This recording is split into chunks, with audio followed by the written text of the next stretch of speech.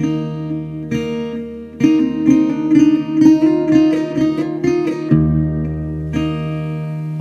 it's time. This is Jay Brown Yoga Talks podcast. My name is Jay Brown. Welcome and/or thanks for listening. How was your week, everyone? Was it eventful? Mine was. So eventful, I can't even believe a week has passed.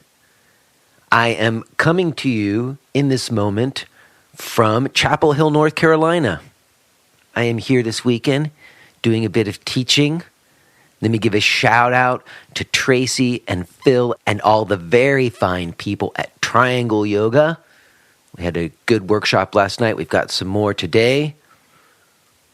Lovely place and lovely people. But I landed here in a swirl because this week just seemed like so much happened, and it was quite almost overwhelming. First of all, let me say, I got a little bit of criticism about the 100th episode. I know a lot of you emailed me and told me how much you appreciated and got a lot out of it, but there were some people, and I have to agree with them, who felt that when I asked him about Pattabhi Jois, I was a little bit too deferent. And, I think there may be some truth to that. I'm still trying to figure out how best to have that conversation with people. I don't feel comfortable indicting anybody on this podcast, and I know some people feel that if we're not going to ask the really hard questions of people who were there and maybe didn't say anything at the time, then I'm upholding the status quo. And I understand that, but I want to be really clear. These are impromptu conversations, and I am an imperfect person. So I'm not always going to ask the right things or say the right things. I've talked about this before. It's part of the beast. I mean, I certainly think I'm getting better, and I do try to be thoughtful. And this is an incredibly important moment. I believe that. And that's why I am attempting to talk about these things. It would be very easy to just not. I can talk about a lot of other things and save myself the trouble. But I do think it's important. I think we have to listen to voices that have been silenced or are too scared to speak out. I think we can't just carry on like we didn't learn that one of the main teachers of yoga as we've come to know it, one of the gurus, is actually a sexual molester. We can't just carry on like we didn't hear that. If we do that, it's a discredit to all the good that yoga does in the world. So I believe if we're going to learn anything from what these teachings that we got from these flawed figures is, then we're going to have to do it in a full and transparent reckoning, There's no other way. We're going to have conversations that are really uncomfortable and fuck up in that process to then learn how to communicate and get to a new place that we've not been before in our consciousness and the way that we relate to each other. So I'm doing the best I can, and I will continue. I recorded a podcast this week. I've got one more in the can where we talked about it more directly. I did put out that blog post this month, which was some attempt on my part to express my views. But I really do appreciate that pushback. As I said, I do think this is a moment, and I would like to step up to it because I think we all need to step up to it. So thank you to everybody for all of your feedback always. It is very helpful to me. This is a learning process, this podcast, for me, and I'm very grateful for everybody who's engaging in it and helping further that along. The other thing that happened this week is the Yoga Alliance put out their first step in their standards review process. I'm sure many of you know they released the survey. And I took the survey, and I was highly triggered by the survey. I was very uncomfortable about it. And right when I was in the midst of this kind of turmoil inside myself over this survey, I was contacted by Andrew Tanner asking if he could come on the podcast to talk about it. So I recorded a talk with Andrew just a couple of days ago, and let me just say, it got kind of heated. I think perhaps it is the most heated conversation I've ever had on the podcast. I remember right after I was done having it, I walked downstairs and my wife was like, "Are you okay? I've never heard you yelling like that when you're recording a podcast." But not to worry, Andrew and I are friends, and there's no bad beef. And in the end, it was incredibly constructive, and you're going to hear it next week. I'll say maybe a little bit more about that on the other side. But today, we are talking with Jonathan Sattin. He is the founder of Triyoga. And I've talked about Triyoga and this talk previously. Let me set a little bit of the stage for you. I arrived in London very late Thursday evening. I think I was in bed 2 or 3. I woke up, maybe 6 hours later, ate a little food, stumbled out of the hotel right down the street to Triyoga, where I met Jenny, who you can also hear in this talk. And she sort of gave me a tour of Triyoga. And I've mentioned that this location of Triyoga in Camden is quite extensive. It's 5 rooms and treatment rooms and a cafe, and it's a huge operation. And I was like, wow. And I was amazed by how many people. There was just this massive array of shoes every time I walked in there.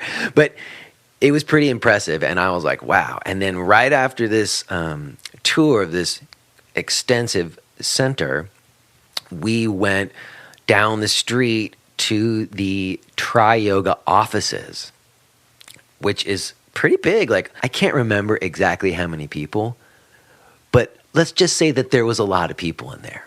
There had to have been at least, I want to say, 20? I could be wrong, but in my mind, there was at least 2 or 3 people sitting at computers in the front room.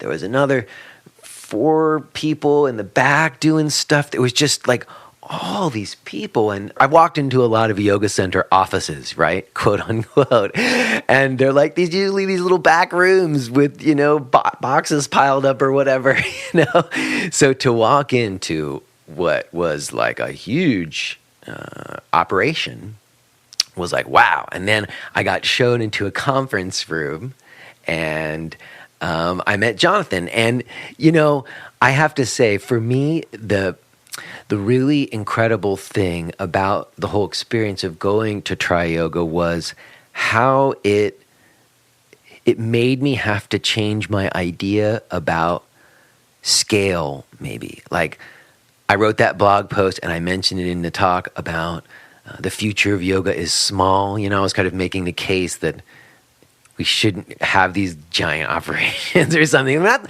that we shouldn't have them, but that they ought not eclipse the individual sole proprietor places like Triangle Yoga here in Chapel Hill, North Carolina, where I am right now. And I think I was sort of thinking in my mind that, I don't know, scale equaled not personal. But Triyoga, at least my experience of teaching there and of the people who came to my program while I was there last month, was very personal. And I talk about that with Jonathan. So I think it goes back to this conversation I've been having about models, and I guess I'm kind of coming to this idea that there can be lots of different models. And so you're going to get to hear all about an example of scale that's looking to still be personal as much as possible in today's talk. Before we do, let me drop my stuff. I am going to be doing a 2-weekend long intensive in Easton, Pennsylvania, March 2nd through 4th and 9th through 11th. I am going to be in Japan, March 16th through 25th. I am going to be in East Hartford, Connecticut, April 8th. I'm going to be in Fishkill, New York, April 14th. And I'm going to be in Falls Church, Virginia, April 27th through 29th.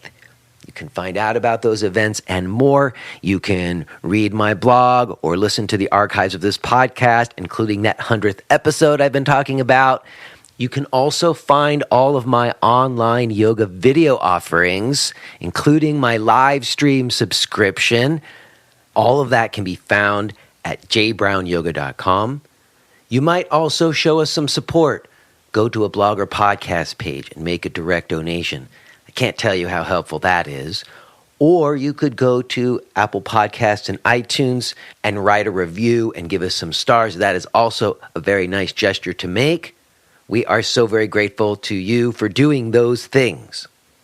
Okay, I will touch base with you on the other side and maybe say a little bit more about the Andrew Tanner podcast next week and some other things that are happening going forward. But as I said, it's been a very crazy week, a swirl of things, and I think it's time for us to land on this conversation I had with Jonathan Sattin.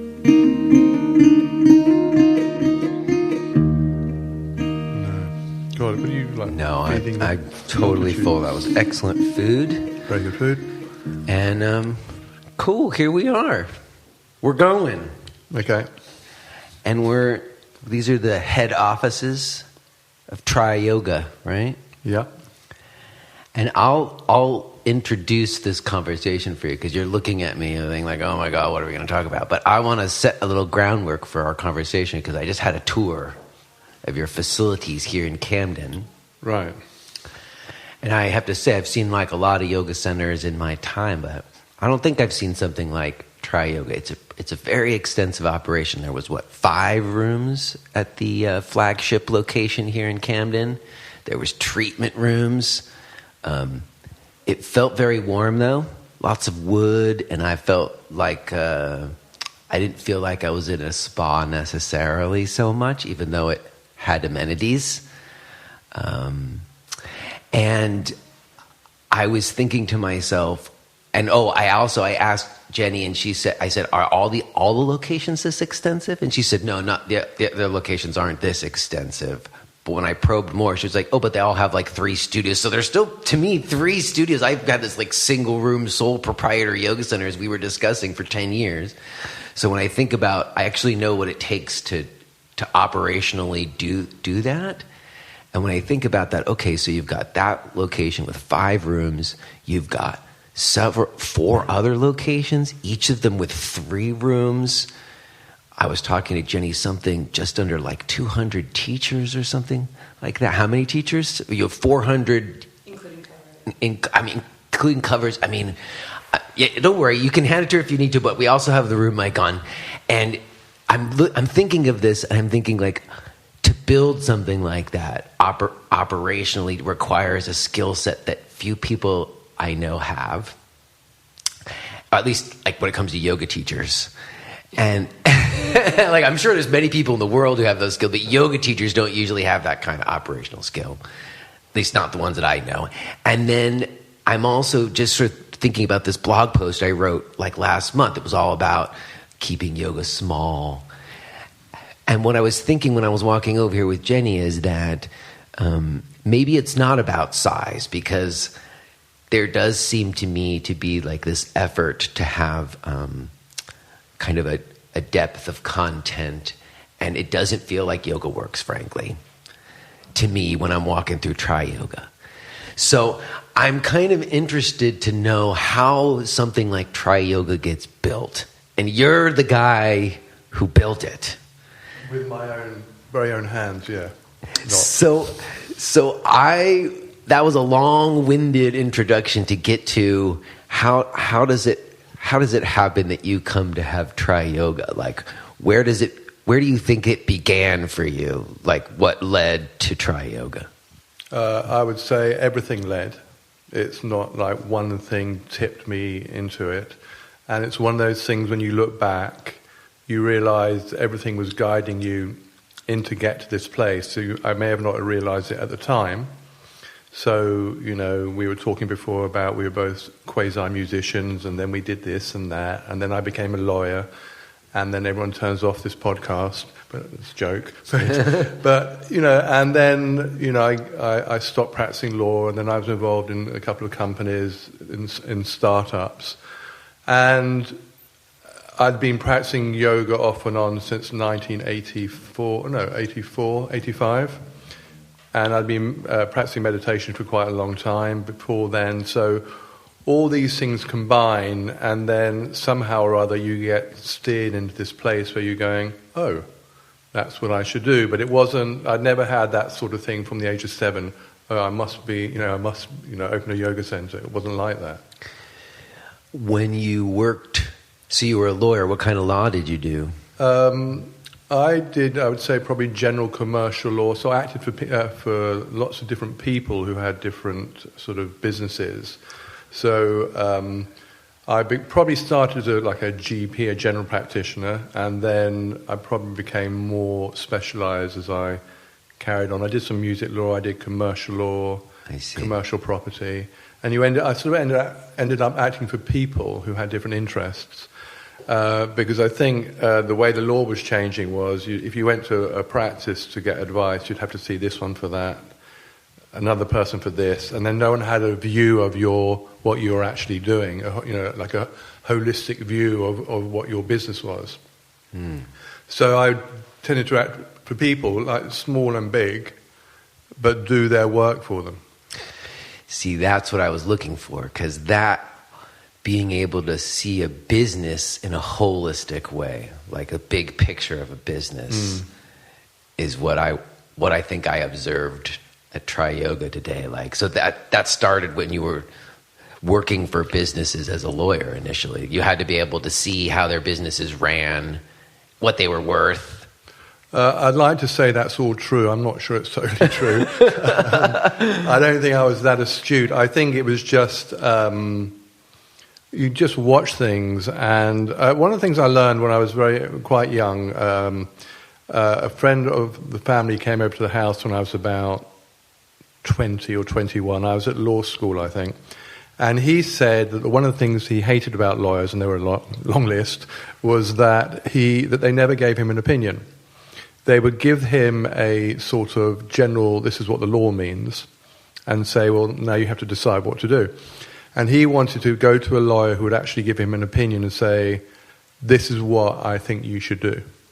So I made a decision then that I was going to be that sort of person. I was going to give people opinions rather than sit there and go, pay me the money, I'll tell you what the law is, but you decide. I had to phrase it in a way that was, you didn't get sued, but the idea was to actually be confident or willing enough to actually say, this is what I would do. The normal question you got asked was, if it was you, what would you do? And we'd all go, oh, I don't know. Right? And the idea was to actually be willing to put myself in the place of the person, but also be sort of a witness, as we would say in this day and age, but, a witness and trying to be objective on it rather than too emotive. Well, that's interesting to me. And also it means that you had to have an opinion. You had an opinion. Can I pass on that? You had an opinion about what the business should do. So clearly, you were minded in a way where you thought, oh, I think your business would do better if you did this. Yes. Right. Yeah. And where does that come from? Why do you think you know what businesses should do or how businesses work well? See, that's what I'm trying to understand. If I want to run a business, I need to learn how to do it right. I don't know if I know how to do it right. I know how to do it. Yeah. And I think that I think there's a lot of things involved in it. I think instinct is part of it. I think instinct is a big part of it. But I don't think it's the only thing. I think you can get sort of fixated on, I feel that's what I should do. Mm-hmm. That's what my gut tells me. And I think I have to align that with what my other intelligence tells me. Like the data? Yeah, when I started meditating, I realized, doing yoga actually, when I started doing physical yoga. Okay, so let's go to that. When did you start, when does yoga first come into your life in the mix? You're a lawyer, you work some startups. I started practicing physical hatha yoga in 1985, and I had quite a strong experience. The first class I had a one-on-one class with this woman, and excuse me, I was lying on my back at some point, and I had my eyes closed, but I could see a wall of mirrors, and I could see myself running, not wanting to look in the mirror, and I realized I actually had to stop and look in the mirror, and I realized at some level that yoga, but this is big yoga, not just physical hatha yoga, this is big yoga, was the way I was going to do it. And literally within 3 months of that, I stopped smoking. I used to smoke 40 cigarettes a day.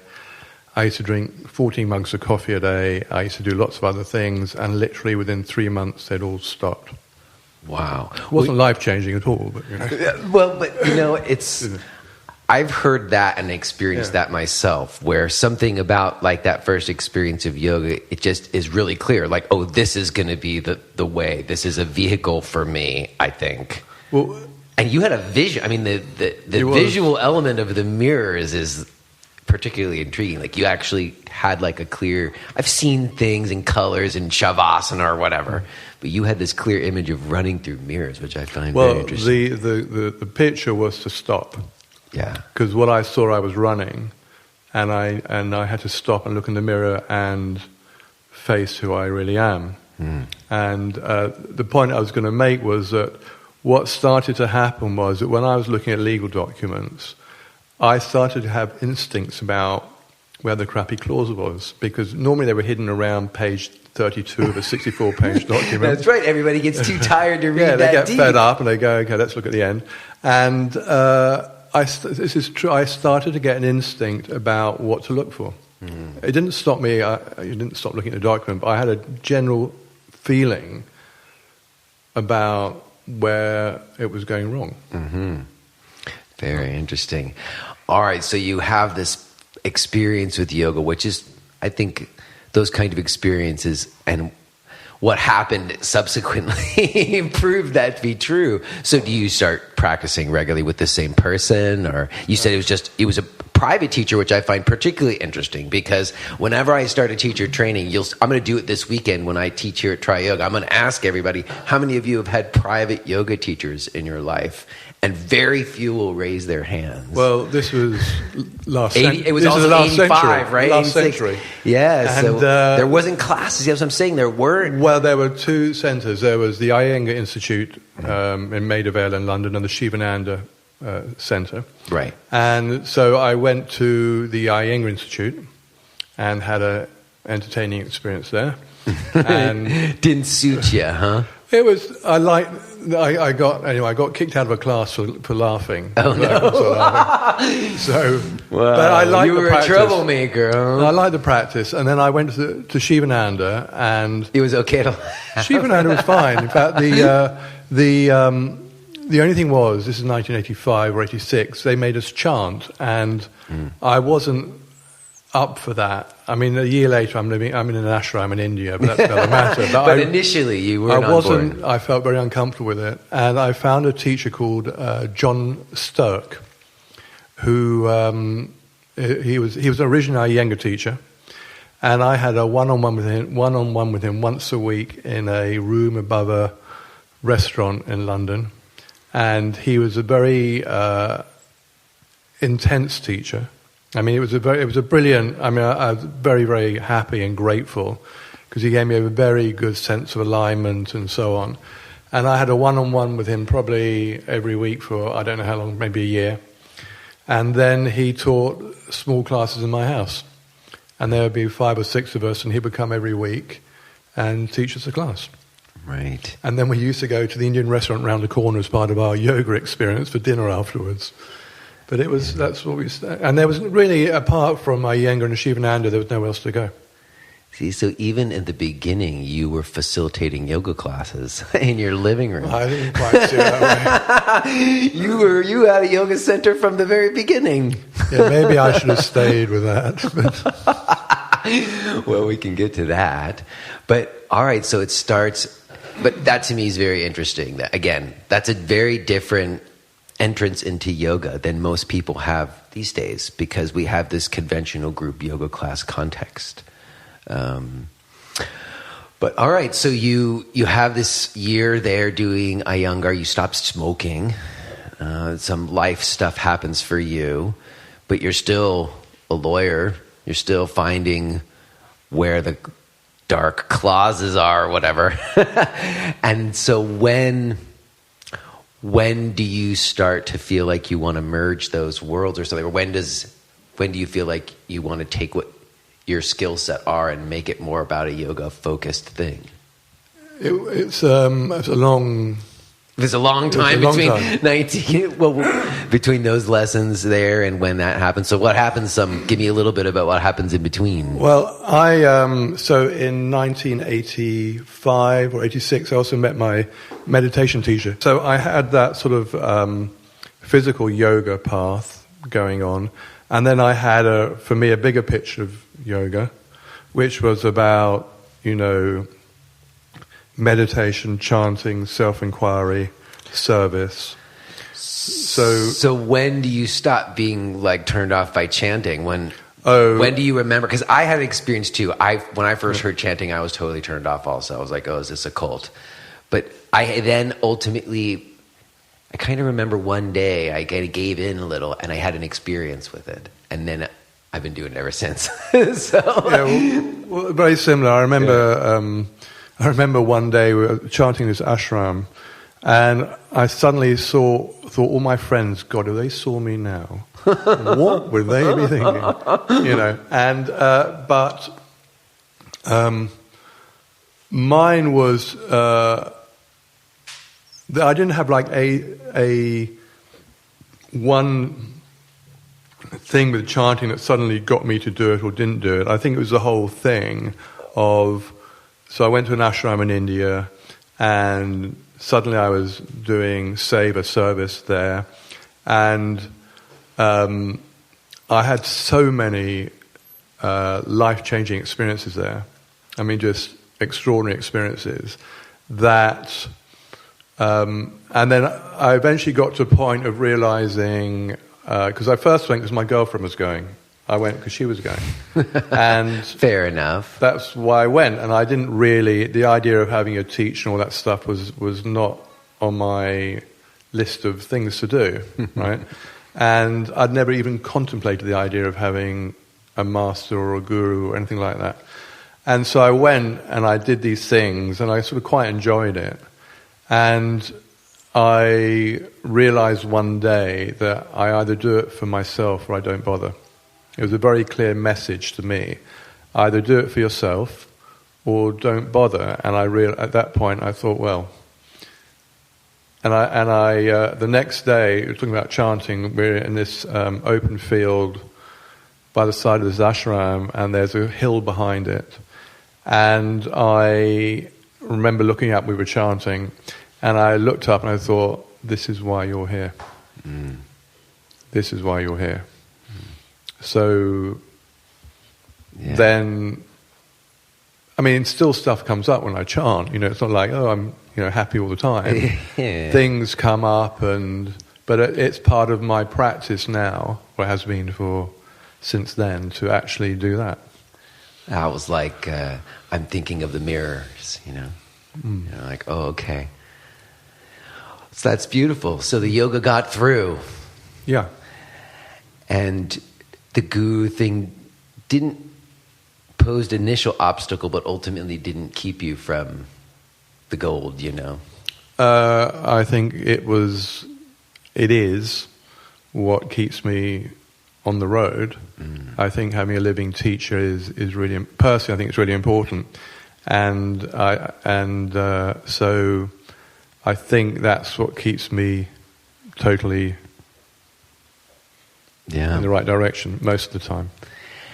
And now I'm thinking back to the conversation we were having before we hit record, when we were talking about being musicians and stuff. And I'm thinking about when I had these two different things, these two hats I was wearing, and I would be like playing the late night gig on a Wednesday night for the sound guy, and then having to wake up Thursday morning to teach a yoga class, and kind of coming to this place where I felt like, the yoga takes me in this direction that makes me feel the way I want to feel. And as much as I love the music, it's such a drag in certain ways, like having to schlep my equipment. It was like work.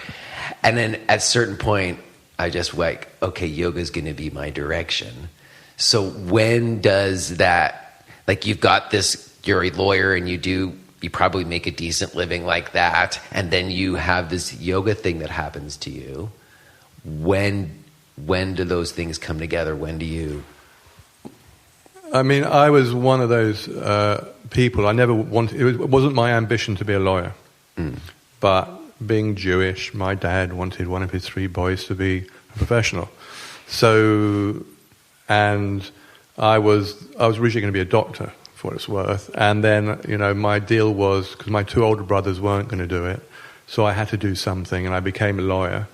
And then you get on this sort of, the way I describe it is this: you get on we call it a motorway, you call it the freeway, or something like that. And you're driving down the road, and you get in the fast lane, you're in your nice car, and all that sort of stuff. And there are all these signs, directional signs, that you ignore for years and years and years. And then one day you go, right? You have a choice. And I decided literally one day, and I'd probably been thinking about it for years and years and years. I was still, doing reasonably well and so on. And then one day I got to the door of my office and I thought, you can say that. You can say, fuck it. I don't want to be a lawyer anymore. I did. I remember I was standing in the door thinking, oh, for fuck's sake. Yeah. And I'll tell you this anyway, but I had my palm read. Have I told you this? So I went to this palm reader. Okay. Who I'd never met before. Mr. Lawyer goes to get his palm read. Well, I haven't a lot, and I went to have my palm read, and she said to me, you need to change your job. I said, I know, but I don't know what to do. And she said, seriously, you need to change your job. I said, yeah, right, but I said, do you mean I should go in and have my notice? She said, yes. So I said, okay. So that was like the final thing that's hit me. So when I got to the door that day, I did think that. And I thought, you know what? I don't know what I'm going to do, but I'm going to stop doing this. I went into the office, and the senior partner was a much older man, but a very lovely man. And we talked, and I said, this is what I'm going to do. And he said, I don't blame you. We'd become friends over the years. And I agreed a deal to do 1 year's notice. And it was on a sliding scale, so I could work 4 days a week for 3 months, 3 days a week for 3 months, 2 days a week, and so on. So which gave me some income during that period, but it also gave me time to start to plot my move. Whatever it was going to be. Whatever it was going to be. And I really didn't know. Excuse me, I really didn't know what it was going to be. And funny enough, I'd been to America, and I'd researched health clubs and yoga centers. Why did you do that? Because I'd had this sort of thing that in London there was nowhere really good to go, actually health club-wise. I wasn't a health club person, but I saw that health clubs in London were pretty crap at that time. And let's put this on the timeline. So what year are we talking about? about? 96. Okay, that makes a lot of sense, because that's exactly when I started practicing yoga in New York. And that's when it really just started to be percolating. You could feel there was like, oh, this is going somewhere. So I went to Jivamukti. I met David and Sharon. Oh, on 2nd Avenue? I think the one where you went up in the elevator, that really weird. Oh, that was Lafayette. That was a little bit just after. Yeah. So I went there, and I walked in, I thought, and they had that wall of deities. That was the new place. Yeah. You see, the old place didn't even have a reception room. It just had a hallway and like a little loft space. Well, because they had another one down I don't know where it was. Anyway, I went there, and I'd been to Yoga Works in LA, and it was interesting. When I went there, I sat in their reception for a couple of hours, and the phone kept going, and people were ringing up for massages, and they're going, ring this number, ring that number. I'm thinking, why don't you have a room here where you do it? Yep. So I did this research, and then I got involved in a couple of companies, people I knew. A friend of mine was setting up a company called Yo Sushi, which is sushi on a conveyor belt. Okay. Oh, I remember that. Yeah. So he asked me if I'd become involved, and I did that. So that was interesting. Like, what did you get from that? Like, what was the takeaway? More than fish. Yeah, more fish than you could ever imagine. One of the things I got, there are a couple of things. One was that he said to me once, he said, it's all very well for you when you're a lawyer. You don't know what it's like to own a business. And I thought, that's probably true, right? Mr. always telling people what they should do with their business. Yeah, that's right. It's still probably true. But it's different when it's your business. Yeah. When you have to have the consequence of your decision. It's very easy to tell someone else what to do, and they have to deal with it. So I got that, and then what else did I get from him? I think we'll leave it at that on that one. Okay, that's a lot, actually. It was a good learning, and then I got that from him, and then I was involved with a multimedia talent agency. That was fun. But see, wait a second, because I'm always interested. Because multimedia talent agency sounds like yoga teacher manager to me. I knew you would say that. One guest teacher who should remain nameless, they had an agent, did I tell you this, who rang me one day and said, what time is the talent due at the studio? So I said, who? She said, the talent. I said, well, what do you mean, the talent? And she said, the teacher. I said, oh, the teacher. But it was sort of funny. No, so these weren't yoga teachers then. These were artists and singers and things. And the idea was that I would, because I had done some music law, it was interesting for me to work with these people. So I did that for 9 months. It was sort of fun. And I came up with an idea about how we should run it, which was that most people have no career plan. So if you ask most of us, actually, we don't have career plans, and I never did. I have no career plan. So I came up with this. Didn't come up with this idea, but this happened. That basically, if you said to an actor, "Where do you want to be in 5 years' time?" or 10 years' time, how do you see yourself in 10 years' time? How would you like it to be? And they go, whatever they go. And you go, okay, if that's where you want to get to, mark back each year till today, and we can work out your career path. That was the theory of it, anyway. That freaks me out when I think about that. Doing that myself right now, I'm like, I don't know if I could do it. But crazy... I'm saying, but it's all theory because I couldn't do it. People believe me because I was a lawyer that I knew what I was talking about, and the idea was to give, and people quite liked it because actually, there's something about having a picture of where you've got to get to, which makes it a lot easier. Like you're going to see your friend in the country, but you don't know where it is. Mm-hmm. It's quite hard to get there. That's true. But if you knew where it is, you can know which station to get on. Anyway, straight up, that's exactly right. Yeah. Anyway, so that was that. So I did that, and that was interesting. And then I knew I had to do something for myself, and I was originally going to do this. So I was going to use an American name called Tribeca, which you obviously know, and I was going to do a health club. I'm not a health club person at all, but I could see that there was this sort of gap in the market, and I'd seen these things in America like Equinox at the time. And I thought that's what we should do, or I should do, and I don't know how I did it. I raised all the money to make this thing happen. Like £4 million, something ridiculous, right? And in your mind, it was just like a gym. Yeah, Like a no, health it was club. going to be a holistic gym. I right? see, a holistic gym, but it wasn't necessarily yoga. No, well, there was going to be yoga in it, but it was going to be. It was. I thought Equinox in New York at the time had a very good separation between the hard gym and their sort of more left field things and their treatments. I felt they had a nice way of doing it.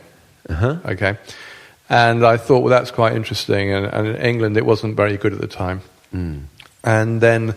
So we were going to call it Tribeca, and then it just didn't happen. I mean, I had this money not to burn, but to spend once I'd found a building and so on. And then it just didn't happen. And then one day I spoke to a friend of mine in LA who was teaching at Yoga Works, Bridget Woods, and she was married to a very good friend of mine, and she said, "Why don't you do what you love? Why don't you do yoga?" Yeah, you're still practicing, right? Yeah, on and off, but you have this thing of love of yoga, and I said, "Oh," and she said, "It's the biggest thing. It's like the biggest thing in LA. It's like this is the big thing." So I went back to LA and I met Chuck and Matty. Oh, okay.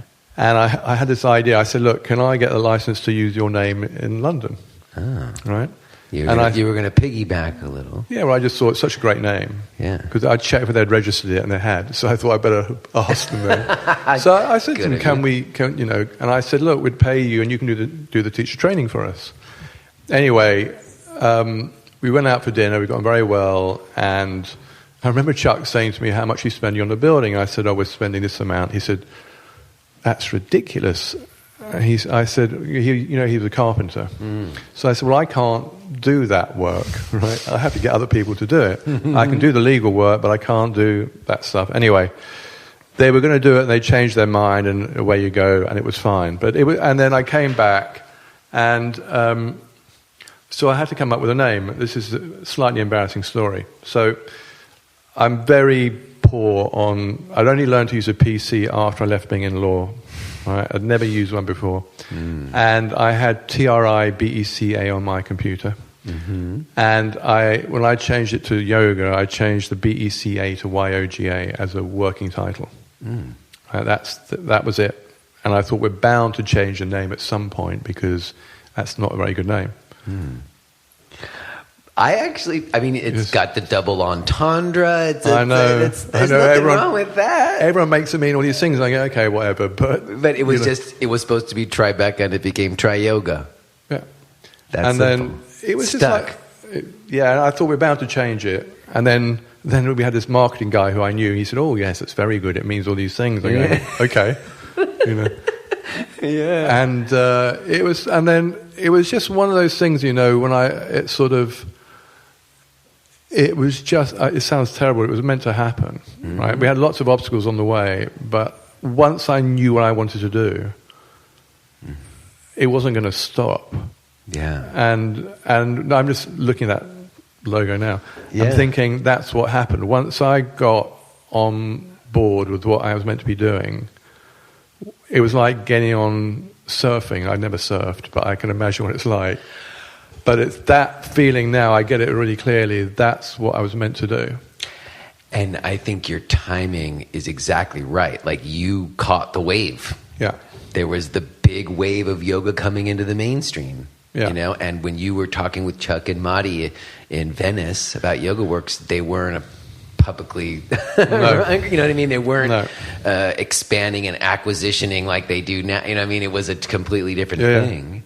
And it's interesting to me too. I wrote in this piece that I mentioned earlier about Small that you always model, and you saw what people were doing and you modeled some, but then you felt, I can improve upon this model. I don't know if I'd say I could improve on the model. I would say that I really don't know how it happened in the sense of I don't. I look at it and I go, I looked at the Yoga Works schedule, for example, and it was a tremendous schedule they had, you know.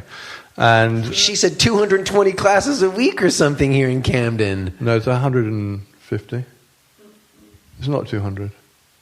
Anyway, I'm just saying I had 42 in my little place, and I thought it was packed. But when we started, you know, the building that we originally had was half the size of Camden. Right. And we started with probably 70 classes a week. But we had two studios.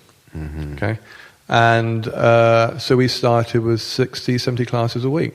And all our schedule was on one page, an A4 page. Right. And you could get an A5 version of it as well if you wanted. No one could read it, but we thought it would go in someone's handbag or something. Yeah. And so it started like that. And most people just stay there. That's what I'm saying. But it must have went well. Well, and now there's like a whole team. There's a whole office full of people here. Well, it didn't. It was hard. It was seriously hard work. Yeah. I mean, it was seriously hard work. And I think that when you start, I didn't have this vision of 5 yoga centers. So I'm not the person I was talking to. Right? Yeah. I wasn't the artist that I was telling to do this career plan. Yeah, I was just, you didn't have your 5-year plan of I'm going to have 5 centers? Well, we had a 5-year financial plan. Yeah. Because that's how you raise your money. You have a vision and so on. But I didn't have a personal plan. I guessed I'd be out of a job in 6 months. I already did. And because we had a yoga manager and all that sort of stuff. And then I realized a lot of the skills I learned in the ashrams I stayed in were really appropriate to what I was doing. All right, so let's talk about the ashrams that you stay in, because that's like an element that has been happening alongside everything we've been talking about. Yeah. So all the while, how often do you like take off to the ashram? Well, I used to go a lot. I used to go probably 3 times a year. Yeah. And in fact, before I made that big career decision, I went to India for 3 months and just stayed in the ashram and just worked. So, but yeah, I used to go 3 times a year, sometimes 4 times a year. And now it's maybe once or twice a year if I'm lucky. And not everyone has spent time in community like that. And I haven't, I've had experiences of it, but never really gone into it and like lived there. What role does that play for you? What does that do for you? Why do you do that?